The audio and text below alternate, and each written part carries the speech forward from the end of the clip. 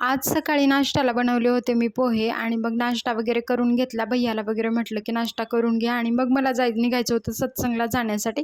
कारण आज आहे रविवार, आपल्या सगळ्यांचा म्हणजे आवडता वार आहे. कारण आपल्याला जगद्गुरू श्रींची भेट घ्यायला जायचं असतं. आठवडाभरात जे आपल्यासोबत काही जे घडतात गोष्टी, त्या सगळ्या त्यांना सांगायला किंवा पुढच्या आठवड्यामध्ये जे आपल्यासोबत माझ्यासोबत तर असंच होतं. मला जगद्गुरू श्रींचा आशीर्वाद घेण्यासाठी जायला खूप म्हणजे सत्संग मला चुकवायला नाही आवडत. त्यामुळे पण आज मला खूप लेट झाला होता.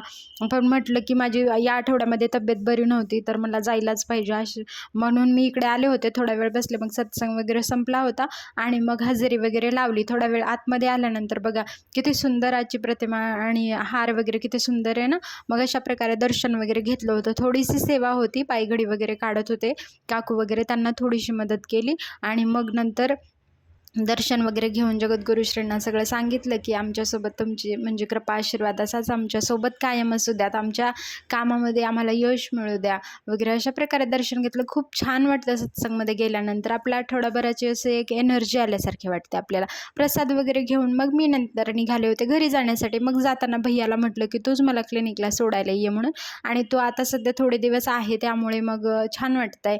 आणि भैया असल्यावर वेळ कसा निघून जातो, तो सारखं म्हणजे क्लिनिकवरून आल्यावर वगैरे असतो ना, कारण मी दुपारी मग एकटीच असते, त्यामुळे छान वाटतं. आणि चला तर भेटूयात पुढच्या व्हिडिओमध्ये. अशीच व्हिडिओ